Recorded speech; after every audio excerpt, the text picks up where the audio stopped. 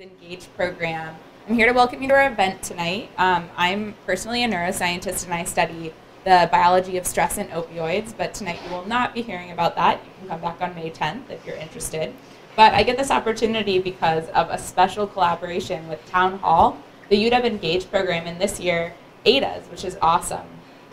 Together they're hosting this series called UW Science Now as part of the Seattle Science Lectures, and sponsors include Microsoft and KPLU, KNKX, I would guess. Each speaker's program runs about 25 minutes, including 5 minutes for your questions. So if you think of something, keep it in the front of your mind.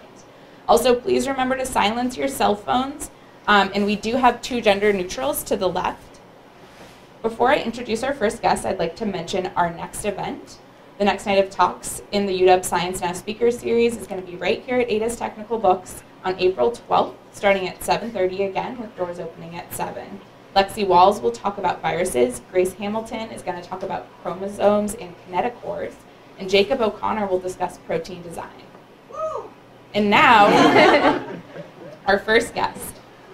Nobody wants an oil spill, but thanks to a national policy change in 2015, the U.S. is now exporting crude oil for the first time in 40 years. Ships carrying this crude oil are now going to new places and going in different directions than they had before. And with proliferation of shipping routes comes the increased potential for mistakes in navigation, leading to an ecological disaster.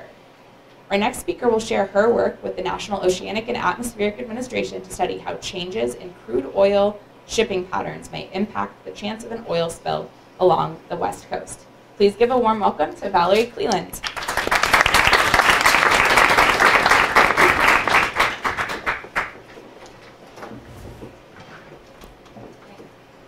Can you guys hear me? Yes. All right. Can I get a show of hands? Who here thinks an oil spill is bad news? Great. I'm glad we're all in agreement. Oil spills are almost universally considered negative. When you combine oil with the marine environment and that oil spills and consequently spreads, it has negative impacts for both the environment and the communities that rely on these marine systems. And when we think of a marine oil spill, we probably think of an image like this. These images of birds covered in oil is what we think of. But the impacts of oil spills go way more than just impacting animals. Some people in this room might remember the Exxon Valdez spill of 1989, where a crude oil tanker spilled 11 million gallons of oil along the Alaskan coast. Thousands of miles of the coast were impacted and hundreds of thousands of animals died. Now, I don't mean to be all doom and gloom, but it's worth noting that even 30 years after this oil spill, parts of these coastlines are still contaminated. And this is just to point out that oil spills have really long impacts. But before I get into the impacts of oil spills, I'm going to start where all good stories start, at the beginning. So where does oil come from? So a very long time ago, tiny plants and animals lived and died on the Earth's surface.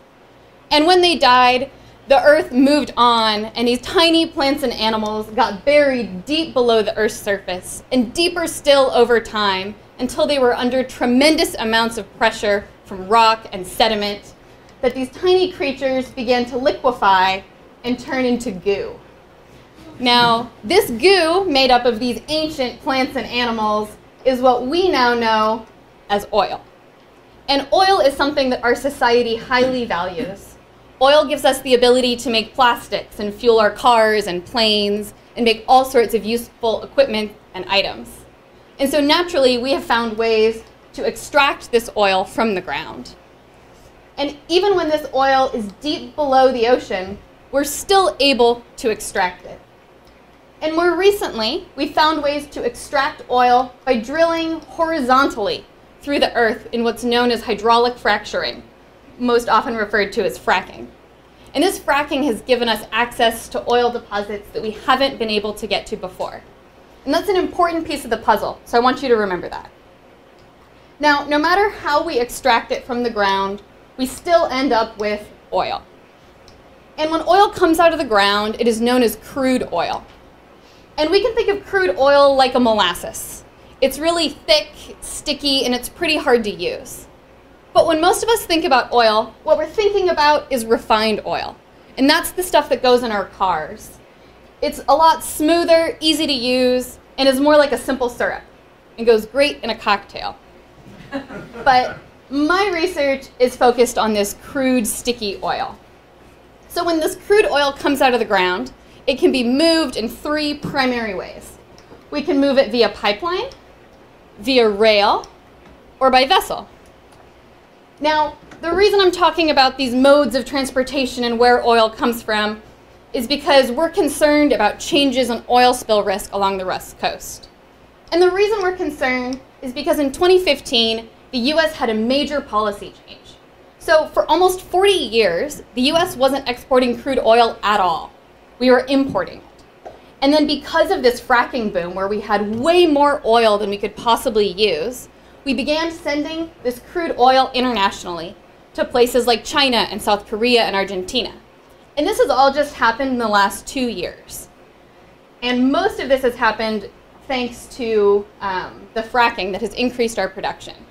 So all of a sudden, in the course of a few short years, we changed from being a net importer of crude oil to becoming a net exporter. And this comes with some challenges, but what's amusing is even though we're exporting crude oil all over the world, most of our crude oil is actually going to our neighbors to the north, up to Canada, and we're sending it to them via pipeline.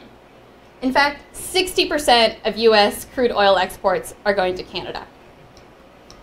Now, to give you an idea of what this change looks like, I'm going to show you a graph. So it's the amount of crude oil we're shipping internationally. And on one axis, we've got the number of oil barrels in thousands of barrels per day, from 0 to 2,000. And on the other axis, we have time, from 1970 to 2017. And when we look at this graph, that's a pretty huge increase. But this graph of US national oil exports only gives us part of the picture. And I wanted to see a little more in focus. So my research is focused here along the West Coast. I'm looking at Alaska, British Columbia, Washington, Oregon, and California. And the ultimate goal of my research is to learn what changes are happening in terms of this crude oil exportation so that we can avoid having an oil spill along the West Coast. So I'm trying to recreate the same graph for just the western states to give us a clearer idea of how risk may be changing. And in order to do this, I'm working with NOAA, the National Ocean and Atmospheric Administration, to try and answer these questions. And to answer these questions, we took a twofold approach. So part of it was looking at this quantitative number data, where we were looking at how many barrels were leaving which ports along the West Coast. But then what was really interesting to me is we paired this by sending out a survey to talk to the people who work in this field to learn what they were thinking about crude oil exports. And so to learn these people's thoughts, as I mentioned, we sent out this survey that asked lots of questions about crude oil exports. We were asking about, have they seen changes in their region? What are they most concerned about for future crude oil exports? What do they think risk might be? And we asked them a lot of questions about risk. And by risk, I mean the probability or likelihood times or multiplied by the severity or impact of a spill. So that's what I'm talking about in this context in terms of risk. Now, it's worth mentioning that these 3 types of oil transportation do not all have equal amounts of risk. So if we first look at, well, I just gave it away, vessels have actually the lowest amount of risk for an oil spill, which really surprised me. It's not what I expected to learn. So if we look at this next image, this is just going to visually represent the amount of risk. And when I'm talking about risk in this context, I'm talking about risk of a large oil spill. So more than 2,000 barrels of oil spilling, which is a really major spill. And the likelihood of that spill from a vessel is once every 242 years. That's really small. So you might see this tiny red triangle down in the bottom. That's representing our risk. But with marine oil spills, even though the risk is really small, when they do happen, they tend to be really big. And because of complications like wind and waves and slow access to cleanup, they can be a really big problem. Now, if we look at pipelines, you're going to notice that that red section is a little bit bigger. It's because pipelines are slightly more risky than vessel transportation. And with pipelines, they tend to spill small amounts of oil, but a little more often. And this image here is from 2017, and this is from the Keystone XL pipeline up in North Dakota that spilled about 200,000 gallons of oil last year. And then we've got rail transport. And you'll notice here that the red box for rail is bigger than all the rest. That's because rail is 2.5 times more likely to have a spill than pipeline. It's our single riskiest mode of crude oil transportation. And that's because when rail accidents happen, they're pretty bad. This image here is of an accident in 2013 where a rail car derailed in Canada and 47 people died. And rail is risky because there's so many moving parts. There's lots of opportunities for things to go wrong. Now that we understand these different ideas of risk and that vessels are safest, pipelines are in the middle, and rail is our riskiest, we're going to look at some of the results from this survey that I sent out. So we learned overall that the West Coast has really good oil spill prevention policies. It's pretty amazing, in fact. We have a harbor safety committee, which is a group of industry and government that come together to create a set of voluntary rules for people to follow to increase safety. So here in Puget Sound, we have extra safety inspections. We occasionally have tugboat escorts for our large vessels and other things to try and increase safety, because our people on the West Coast really do not want to have an oil spill in our waters. We also learned, if we put this graph back up, and we've got the United States in yellow and the West Coast in red, it's following the same trend. So the West Coast is having an increase in crude oil exports, but it's a lot smaller than the United States. Now, I'm going to put you guys on the spot for a second. Does anyone want to guess what percentage of crude oil leaves the United States? Just throw out a number. Anybody? 5%. 40%. I heard 5, 40. 20. Lower. It is 1.5%. That is tiny. That's a really small amount of crude oil leaving the West Coast. And when I found out it was this small, it made me ask, okay, so where is all the crude oil leaving from? Now, very little is leaving the West Coast, lots is leaving the United States. Where is it leaving from? It's leaving from the Gulf Coast out of Texas, which isn't super surprising. But what is surprising is the region that had the second largest number of crude oil exports. And that was the Great Lakes region. And that's all going via pipeline up to Canada, which was not what I expected to learn. But what interested me about this survey was asking people questions about what their future concerns for crude oil transportation were. And one of the big themes that came up was Arctic shipping. So by 2040, it's projected that the Arctic is going to be open for crude oil shipments thanks to climate change and melting sea ice. And when we start using these northern shipping routes, there's huge amounts of risk and uncertainty due to unpredictable sea ice and weather, due to incredibly slow response times if there were to be an accident, and fairly little is known in terms of maps and charts of what the seafloor looks like up in this area. And so an oil spill in the Arctic would be really devastating. Another big theme that came up was that people were really worried, not surprisingly, about rail transport. People were worried that in the rush to extract as much oil as we can from the ground, we were going to be sending it via rail because that's the fastest way to do it before building a pipeline, and that this would be increasing risk. But probably not surprising to anyone here, the single largest concern that people cited in this survey had to do with a pipeline that might be going in to Vancouver, BC. Yes, I'm talking about the Kinder Morgan pipeline, and we're going to talk about it. So with the Kinder Morgan pipeline, we're first going to look at what's happening right now. So right now, Oil is being extracted from the Canadian tar sands, and it's being transported via pipeline down to Vancouver, where it is then put on a vessel and shipped internationally. And just to show you, this is what tar sands look like. I didn't know what they looked like. I had to Google images of them. It really does just look like nasty sand. But now we know what the tar sands look like. Back to Canada. So we're extracting tons of oil from these Canadian tar sands, way more than we were before. And the little pipeline that was taking the oil from the tar sands down to Vancouver was no longer big enough. And so what they started doing, once they transported what they could via pipeline, they started transporting everything else by rail. And now you all know that rail is our riskiest form of crude oil transportation. So that's got people pretty concerned.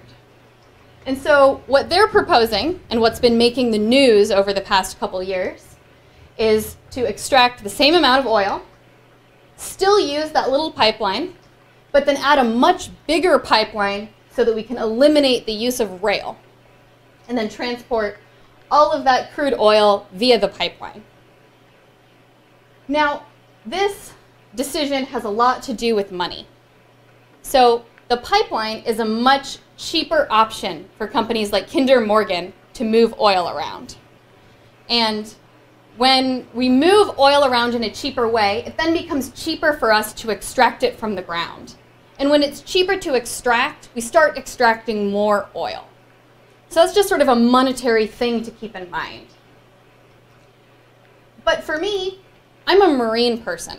So what I'm most interested in is what happens to that oil once it reaches Vancouver and then is shipped off through US and Washington waters. So what we've got here is a map of the Salish Sea. So we've got Vancouver Island up in the top and Washington down in the bottom, and we've got our shared US and Canadian waters. And right now, with the current levels of crude oil, we are sending 5 crude oil tankers a month through the Salish Sea. But if the Kinder Morgan pipeline is to go through, and they can start moving more oil down to Vancouver, that number is going to increase to 34 tankers a month, which roughly ends up being about 1 tanker a day. And you can imagine when you have a lot more tanker traffic, that'll increase that idea of risk we were talking about. But I'm going to pause and take a step back for a second, because I've been thinking about risk in a really academic way. But what really draws me to these questions isn't these academic ideas of risk. It's sort of what the people are thinking. And so on March 10th, thousands of people protested against the Kinder Morgan pipeline in Vancouver, BC. And these people were united over concerns about climate change, species extinction, oil spills, and indigenous rights. And these people were saying that that any oil spill at all would be absolutely devastating to their communities and their way of life. And one of my favorite quotes from this resistance is from someone from the Lummi Nation, which you can see here is right on the edge of the Salish Sea. And this quote is from J. Julius, who said that environmental degradation knows no boundaries. When an oil spill takes place, and it is when, not if, it is going to affect Lummi Nation, it is going to affect the Salish Sea. We have only one Earth, one Salish Sea. That's a pretty powerful thought. And he's right. We do only have one Salish Sea. We only have one set of San Juan Islands. We can't go to our extra set when we cover the first ones in oil. But it's even larger than that, because when an oil spill, if an oil spill were to happen in these waters, it would affect not just the environment, but entire communities of people who rely on it for food, recreation, and culture. And so what we have to ask ourselves, I think, is what level of risk do we find acceptable? And I know some people who oppose the Kinder Morgan pipeline would say that that risk needs to go down to 0. And these people cite concerns over the future of the southern resident orca whales. And they talk about needing to stop relying on this fossil fuel economy, and we shouldn't be enabling more oil extraction. And other people are worried about their future fishing rights and ability to be in their home.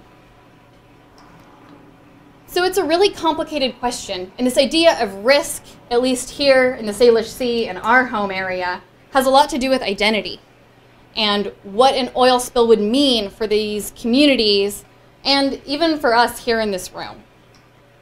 And so what I would ask everyone here to think about is that idea of risk. What level of risk do we find acceptable? Is there a level of risk where we're willing to say, okay, we can transport a lot more crude oil through this area? And I'll be honest, I don't know the answer to that. But I do know it's something that I'm going to continue to think about and remind myself that this isn't just my academic research. This is a very real possibility for people who are concerned about the future of their homes. Thank you.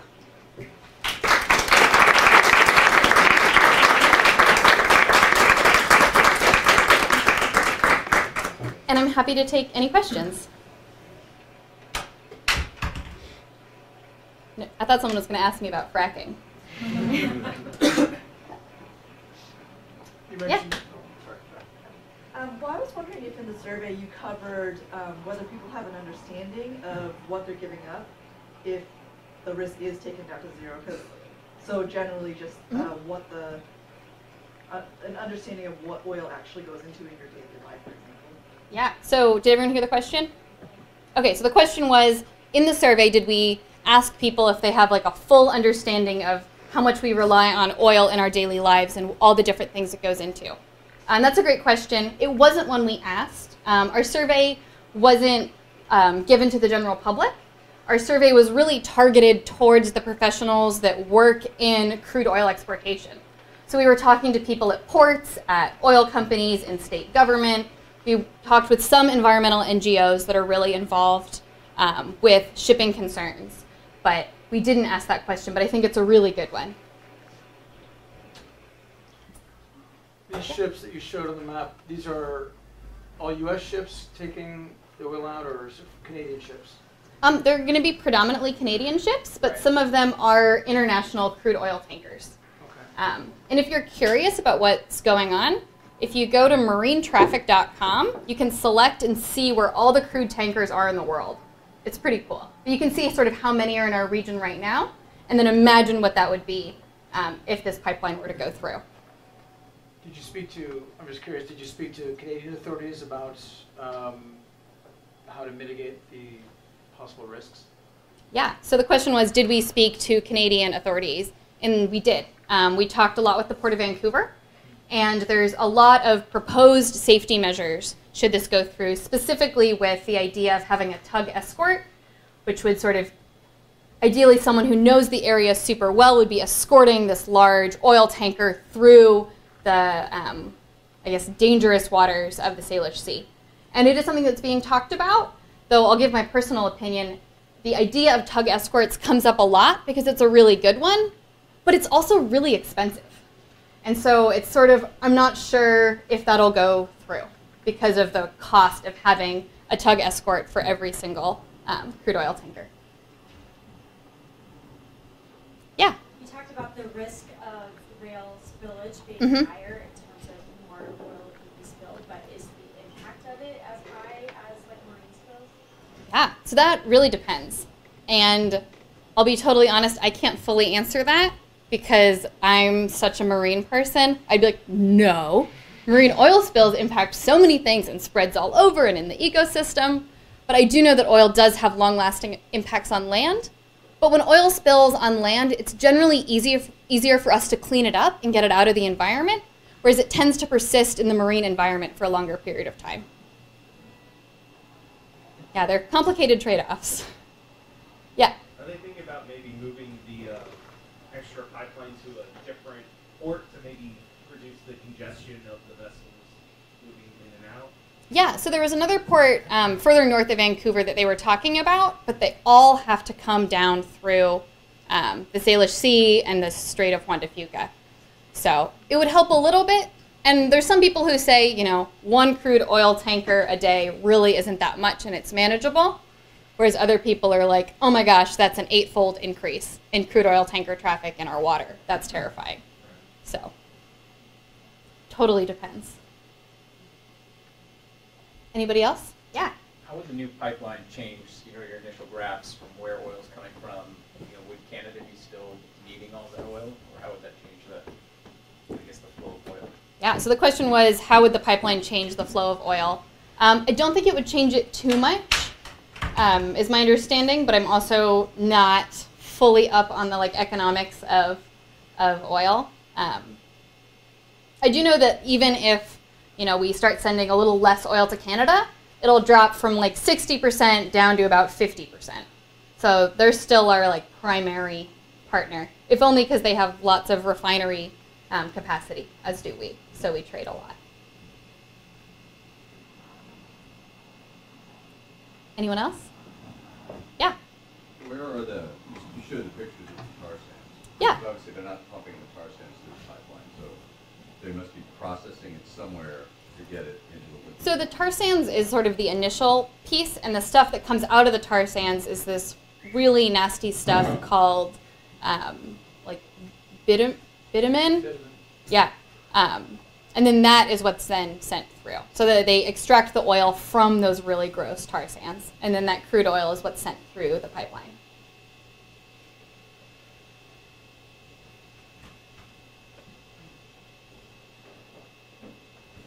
Anyone else? Are we done? All right, thank you.